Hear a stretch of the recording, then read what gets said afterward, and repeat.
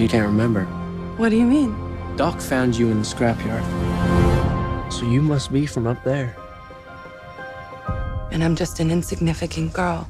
Yeah, that's what they want you to think. I do not stand by in the presence of evil. She is threatening the natural order of things. Tonight is not a game. It is a hunt. One of my favorite guys. Bless you. Bless you, brother. Thank you. You Dude, too. you kind of killed it in this. You are really... How did you approach this guy? The face. That's just like, I see the face. What was your approach in taking this role on? You know, when looking at somebody who's so obsessed by the ego and so obsessed by appearance, when exploring someone who's this powerful but this vain, you know, it was just about looking into those avenues and looking into like the genuine human emotion behind those things and exploring them. Like, it's not up to me to make it look fantastical. Yeah. It's not up to me to make it look epic. And you know, I'll leave that to the guys at Weta and VFX doing that down in New Zealand for 2 years. I'll let Bill Pope, our DP, worry about the epic shots, and that for me is like everything just boils down to the energy and the emotion of the character and the state of being going into each scene and coming out of them.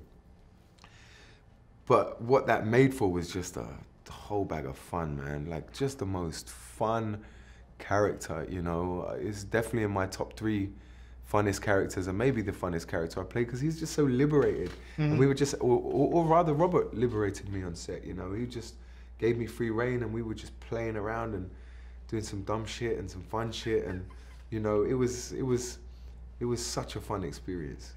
Well, the thing about this character too is you mentioned the ego, and it's kind of funny that he's so vain and just this thing of metal.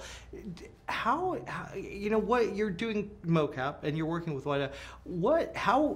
how easy is it to get past that though? It seems like it'd be a little bit challenging to find that. You know, I would have said the same thing before I went into it. Okay. But the experience of it is like exactly the same.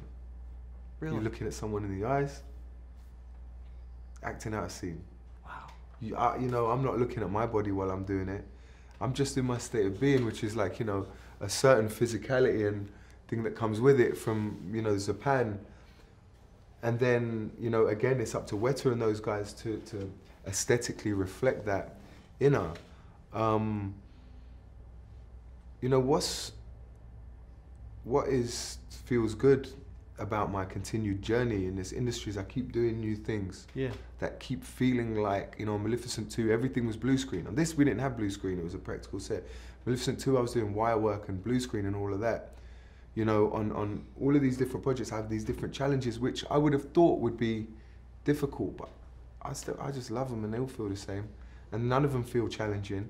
So it's like, okay, it's kind of affirming that this is like the path that I'm supposed to be walking, you know, and it's making me a better actor to have these experiences of all blue screen and CGI bodies and, you know, completely practical sets or whatever. It's the variation which is helping me to improve, and this was a big part of my education.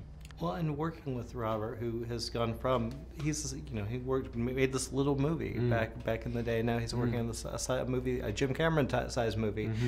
What did he add to your experience? He's a sacred filmmaker. You know, he's a romantic filmmaker. He's someone who loves the process, loves the experience of making movies that if he wasn't making the $200 million movie, he'd be shooting something with his kids, like a short film with his kids on the weekend. He showed me some of the short films he's done with them. So what he brings is these underground or independent or art house sentiments to the epic blockbuster, which surely is the perfect dynamic and duality. I need you to destroy a girl called Alita. You made the biggest mistake of your life. And what's that? Underestimating who I am.